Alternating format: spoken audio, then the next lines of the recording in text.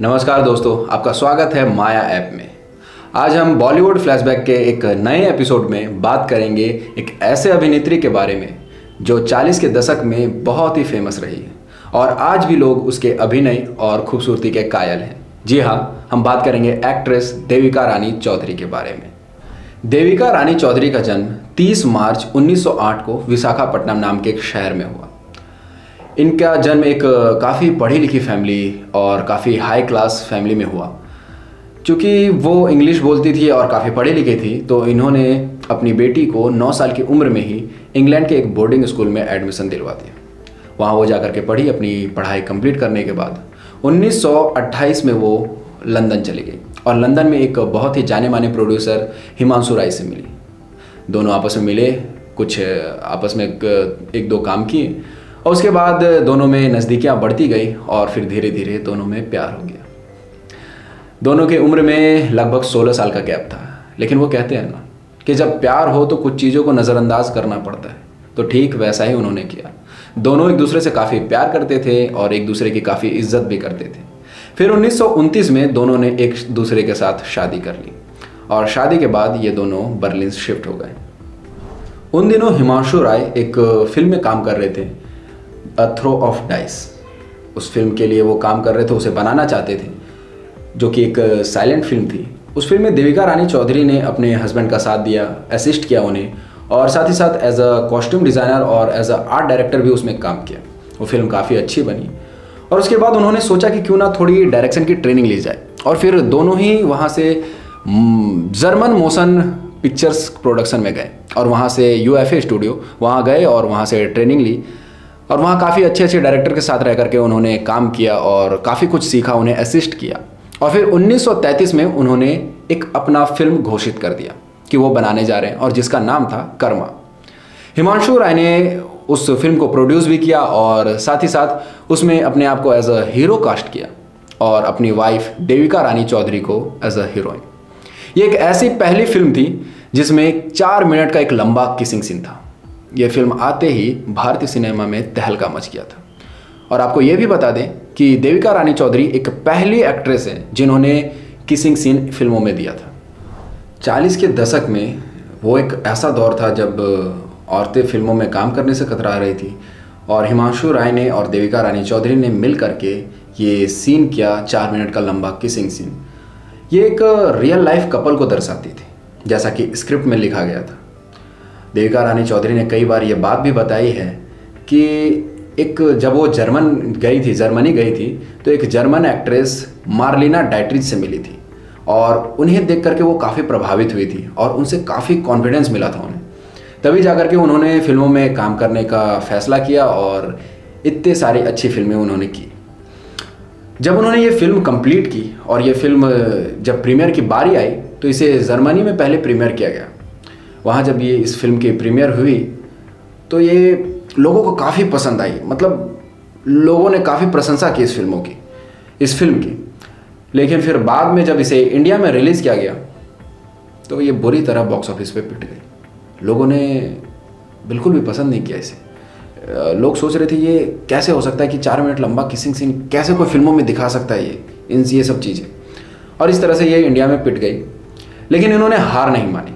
इन्होंने फिर आपस में कुछ बातें की और इंडिया वापस लौट गए और वहाँ लौट करके एक प्रोडक्शन हाउस इस्टेब्लिश किया जिसका नाम था बॉम्बे टॉकीज़। तो चलिए, बॉम्बे टॉकीज़ के बारे में ढेर सारी बातें करने से पहले हम बात करते हैं देविका रानी चौधरी के परिवार के बारे में। देविका रानी चौधरी विश्व प्रसिद्ध रविंद्रनाथ टैगोर के फैमिली से संबंधित थी। ये बात जानकर के आपको बहुत हैरानी होगी कि देविका रानी चौधरी के माता पिता आपस में कज़न थे। उस टाइम बंगाल में टैगोर फैमिली के बीच ये प्रथा थी कि कज़न्स के बीच शादी होगी। इसे इंग्लिश में कंजंगिनियस मैरिज भी कहते हैं। और इस प्रथा के अनुसार या तो वो ममेरी भाई बहन हो या फिर फुफेरे भाई बहन हो या फिर चचेरे भाई बहन हो, इन सब के बीच शादियाँ होती थी। और ये प्रथा आज भी बहुत से देशों में बहुत से लोग फॉलो करते हैं। तो उस टाइम जो देविका रानी चौधरी के पिता थे वो टैगोर के एक बहन के बेटे थे और उनके पिता का नाम था कर्नल एम एन चौधरी। और देविका रानी चौधरी के माता जो कि लीला देवी चौधरी थी, वो भी टैगोर के एक दूसरे बहन की बेटी थी। इन दोनों के बीच शादी हुई थी, बिल्कुल जैसे कि बंगाल में प्रथा था उस प्रथा के अनुसार। देविका रानी चौधरी ने 1920 में ही अपनी एक्टिंग की जर्नी शुरू कर दी थी। वो कला को सीखने के लिए जर्मनी में एक एकेडमी में एडमिशन लिया उन्होंने, जिस एकेडमी का नाम था the royal academy of dramatic arts, जिसे शॉर्ट में राडा भी कहते हैं। वो अपने कला में इतना निपुण थी, इतने अच्छे से काम कर रही थी कि उन्हें वहाँ से स्कॉलरशिप भी मिली और फिर वहाँ से उन्होंने टेक्सटाइल और डेकोर डिज़ाइन जैसी चीज़ें भी सीखी। वो इतने अच्छे से अपने काम को कर रही थी कि वहाँ जब उन्हें प्रोड्यूसर हिमांशु राय मिले तो उन्होंने देखा कि ये काफ़ी कामों को अच्छे से कर रही है और काफ़ी इंटेलिजेंसी के साथ कर रही है। तो उन्होंने बिना किसी पास्ट एक्सपीरियंस के उन्होंने अपनी silent film a throw of dice में उन्हें एज अ कॉस्ट्यूम डिज़ाइनर और as a art director appoint किया और उन्हें काम दिया और उन्होंने उस काम को बहुत अच्छे से निभाया। फिर दोनों ने साथ में एक और फिल्में की, जैसा कि मैंने पहले ही बताया कर्मा, जिसमें एक किसिंग सीन था, 4 मिनट का लंबा किसिंग सीन। उसको करने के बाद जब वो फिल्म इंडिया में फ्लॉप हुई तो वो वापस इंडिया लौट गए और इंडिया में उन्होंने एक 18 एकड़ के फैले ज़मीन में एक प्रोडक्शन हाउस इस्टेब्लिश किया जिसका नाम था बॉम्बे टॉकीज़।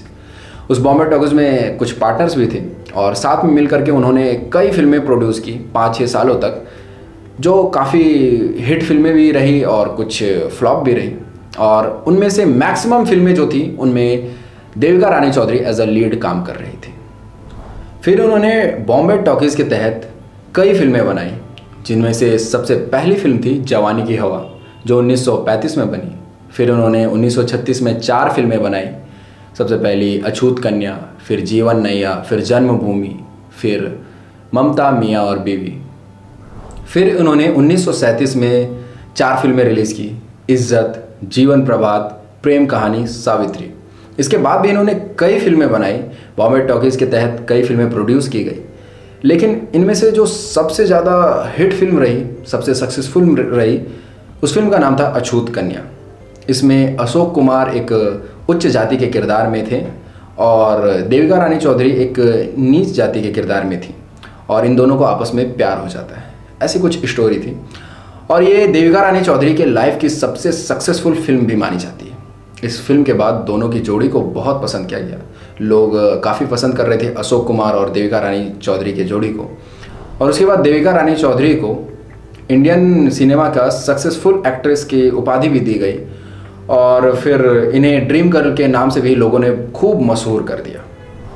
इसी तरह बात करें बॉम्बे टॉकीज़ की सबसे पहली फिल्म जवानी की हवा, जो कि 1935 में रिलीज़ हुई थी। ये फिल्म काफ़ी सुपरहिट तो रही, लेकिन ये फिल्म देविका रानी की ज़िंदगी में एक भूचाल ला करके रख दिया था। एक तूफान की तरह थी ये फिल्म, इसलिए कि इसके जो स्टार कास्ट थे नजमुल हसन और देविका रानी चौधरी, ये दोनों जब आपस में काम कर रहे थे शूटिंग के दौरान तो दोनों के बीच नज़दीकियाँ बढ़ने लगी। दोनों धीरे धीरे एक दूसरे को चाहने लगे। इस बात का उन्होंने उस टाइम शायद इजहार तो नहीं किया था, लेकिन उसके बाद जब दूसरी फिल्म आई इनकी जीवन नैया, जिसमें इन्होंने फिर साथ में काम किया एज अ लीड हीरो और हीरोइन, फिर उन्होंने धीरे धीरे आपस में इजहार किया प्यार का। और फिर एक तरफ देविका रानी चौधरी जो कि शादीशुदा होने के बावजूद प्यार में डूबती जा रही थी और दूसरी तरफ उधर हिमांशु राय को कानों कान इस बात की ज़रा सी भी खबर नहीं थी, इस बात का बिल्कुल भी इल्म नहीं था उन्हें। और फिर इस लव स्टोरी का खुलासा उस दिन हुआ जब अचानक से एक दिन रातों रात दोनों एक साथ गायब हो गए। काफ़ी ढूंढा गया उन्हें, काफ़ी खोज खबर ली गई, लेकिन उनका बिल्कुल भी पता नहीं चला। फिर अचानक से पता चला कि वो बंगाल के एक होटल में मिले। दोनों जीवन नैया के हीरो हीरोइन देविका रानी चौधरी और नजमुल हसन एक साथ पाए गए।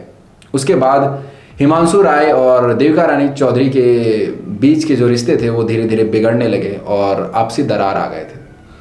देविका रानी चौधरी वापस हिमांशु राय के पास नहीं जाना चाहती थी, लेकिन उनके एक बहुत ही भरोसेमंद आदमी और जो कि बैरिस्टर थे, उन दोनों के भरोसेमंद थे और बैरिस्टर भी थे, उनके कहने पर देविका रानी चौधरी मान गई और उन्होंने एक शर्त रखा कि इसी शर्त पे मैं वापस जाऊंगी, और वो शर्त कुछ ऐसा था कि मुझे बिल्कुल भी फाइनेंशियली फ्रीडम चाहिए, उसके लिए मुझे रोक टोक नहीं चाहिए। फाइनली हिमांशु राय ने इस जो इन्होंने बोला इस शर्त को मान लिया, और फिर वो वापस चली गई। वो वापस तो गई हिमांशु राय के पास, पर अब वैसे रिश्ते नहीं थे जो पहले थे, साथ रहकर भी दूरियां काफ़ी थी। और फिर हिमांशु राय ने नजमल हसन को उस बॉम्बे टॉकीज से निकाल दिया, और फिर देविका रानी चौधरी ने और हिमांशु राय ने मिलकर के साथ में कई फिल्में की, और उसके बाद फिर 1940 में हिमांशु राय की दुखद मृत्यु हो गई। उसके बाद देविका रानी चौधरी ने स्टूडियो का पूरा कारभार अपने कंधों पर लिया, और अपने पार्टनर श्रीधर मुखर्जी और अशोक कुमार के साथ मिलकर के काम किया, और कई हिट फिल्में प्रोड्यूस भी की। फिर देविका रानी चौधरी 1945 में एक रूसी पेंटर स्वेतोस्लाव रॉयरिच से मिली, और फिर उन्होंने उनके साथ शादी किया, और फिर वो मनाली शिफ्ट हो गए, कुछ समय वहाँ रहे, और फिर दोनों बेंगलोर चले गए और वहाँ सेटल हो गए, और वहाँ एक एक्सपोर्ट फैक्ट्री खोली उन्होंने, और अपनी आम जिंदगी व्यतीत करने लगी। काफ़ी लंबा सफ़र उन्होंने तय किया, और फिर आखिरकार 3 मार्च 1994 को देविका रानी चौधरी जी का देहांत हो गया। लेकिन मृत्यु के बाद भी वो अपने फैंस के दिलों में अमर हो गई थी। वो अपने संघर्ष से, अपने मेहनत से एक ऐसा नाम फिल्म इंडस्ट्री में बना लिया था उन्होंने कि लोग उसे कभी भूल भी नहीं पाए। आज भी उन्हें याद किया जाता है। उन्होंने अपने अभिनय के दम पे कई अवार्ड्स भी जीते हैं, जैसे कि दादा साहब फाल्के अवार्ड मिला है उन्हें, the first actress who receive the Dada Saheb Phalke award, और उन्हें पद्मश्री से भी नवाजा गया है। तो ऐसी कई और अवार्ड्स भी वो जीत चुकी हैं, और वो उनकी हकदार भी थी, और आज भी उन्हें लोग काफ़ी सम्मान के साथ याद करते हैं। चलिए तो आखिर में बात करते हैं देविका रानी चौधरी जी के द्वारा की गई फिल्मों के बारे में। कर्मा जो कि 1933 में रिलीज़ हुई, जवानी की हवा जो कि 1935 में रिलीज़ हुई, ममता और मियाँ बीवी जो कि 1936 में रिलीज़ हुई, जीवन नैया जो कि 1936 में रिलीज़ हुई, जन्मभूमि जो 1936 में रिलीज़ हुई, अछूत कन्या जो 1936 में रिलीज़ हुई और ये काफ़ी हिट भी हुई थी, सावित्री जो कि 1937 में रिलीज़ हुई, जीवन प्रभात जो 1937 में रिलीज़ हुई, इज्जत जो कि 1937 में रिलीज़ हुई, प्रेम कहानी ये भी 1937 में रिलीज़ हुई, निर्मला 1938 में रिलीज़ हुई, वचन जो 1938 में रिलीज़ हुई, दुर्गा जो 1939 में रिलीज़ हुई, अनजान जो 1941 में रिलीज़ हुई और हमारी बात जो कि 1943 में रिलीज़ हुई। लेकिन ये बात यहीं पे ख़त्म नहीं हुई। किशोर देसाई जो कि एक लेखक थे, उन्होंने देविका रानी चौधरी पे एक किताब लिखी जिसका नाम था द लॉन्गेस्ट किस, और इस किताब में लेखक ने देविका रानी चौधरी के ज़िंदगी से जुड़े कई रहस्यों का खुलासा किया। जैसे कि एक पहला खुलासा था कि शादी से जो रॉयरिच थे उनसे शादी से पहले भी वो उन्हें कई पत्र लिखा करते थे। उन पत्रों में ये लिखा होता था कि मुझे काफ़ी परेशान किया जा रहा है, मैं प्रताड़ित हो रही हूँ अपने पति हिमांशु राय के द्वारा। उन दिनों बॉम्बे टॉकीज़ के साथ हिमांशु राय एक ही साल में 3-3, 4-4 फिल्में कर रहे थे, और उन फिल्मों में वो हर फिल्मों में देविका रानी चौधरी को एज अ लीड कास्ट कर रहे थे, और उन्हें एक दिन की भी छुट्टी नहीं मिल रही थी। वो काफ़ी ज़्यादा परेशान थी इन सब चीज़ों से। ये सब चीज़ें लेटर्स में लिखे होते थे। और एक ऐसा भी खुलासा हुआ कि हिमांशु राय साइकोलॉजी डिसऑर्डर से ग्रसित थे, उनका इससे इलाज भी चल रहा था। लेकिन बात यहीं पे ख़त्म नहीं हुई। किशोर देसाई जो कि एक लेखक थे, उन्होंने देविका रानी चौधरी पे एक किताब लिखी जिसका टाइटल था द लॉन्गेस्ट किस। लेखक ने इस किताब में देविका रानी चौधरी के निजी ज़िंदगी से जुड़े कई चीज़ों से, कई रहस्यों से पर्दा उठाया। जैसे कि रॉयरिच से शादी होने से पहले भी देविका रानी ने रॉयरिच को कई पत्र लिखे थे और अपने पहले शादी के बारे में जिक्र भी किया था, और कई शारीरिक प्रताड़नाओं के बारे में भी बताया था। इस किताब में यह भी बताया गया है कि उनके पहले पति हिमांशु राय साइकोलॉजिकल प्रॉब्लम से गुजर रहे थे और उनका इलाज एक मनोवैज्ञानिक के साथ चल रहा था। और स्टूडियो में हर साल लगभग 3 फिल्में प्रोड्यूस की जा रही थी और उन तीनों में देविका रानी को कास्ट किया जा रहा था। वर्क प्रेशर इतना ज़्यादा बढ़ गया था कि देविका रानी कई बार स्ट्रेस में आ जा रही थी और उन्हें एक दिन के लिए छुट्टी भी नहीं दी जा रही थी। लेकिन इतना स्ट्रेस, इतना वर्क प्रेशर, वर्कलोड होने के बाद भी उन्होंने अपने अभिनय में कभी कोई कमी नहीं छोड़ी और वही वजह है कि आज वो इतनी प्रसिद्ध है और उन्हें कई अवार्ड्स भी मिले हैं। बस यही कारण है। फिलहाल इन सब बातों से साफ साफ पता चलता है कि देविका रानी चौधरी की ज़िंदगी में कई उतार चढ़ाव रहे, लेकिन इसके बावजूद भी उन्होंने अपने मेहनत के दम पर अपना एक मुकाम हासिल किया और लोगों के दिलों में अपनी जगह बनाई। तो चलिए मिलते हैं हम बॉलीवुड फ्लैशबैक के अगले एपिसोड में, जिसमें बात करेंगे हम एक नए शख्स के बारे में, उनकी जीवन रेखा के बारे में। तब तक के लिए हमारा वीडियो अगर आपको पसंद आता है तो इसे लाइक करें। अगर आपको कुछ कमी नज़र आती है या फिर कुछ जानकारी जो मुझसे छूट गई हो तो उसे कमेंट करके बताएं और हमारे वीडियोस को शेयर करें। और हमारा एक माया ऐप है जो कि आपको प्ले स्टोर में मिल जाएगा, उसमें कास्टिंग इन्फॉर्मेशंस काफ़ी मिल जाएंगी आपको। अगर आपको ज़रूरत है तो आप प्ले स्टोर पर जाएँ, उसे डाउनलोड करें। तो चलिए मिलते हैं अगले एपिसोड में, तब तक के लिए बाय, टेक केयर।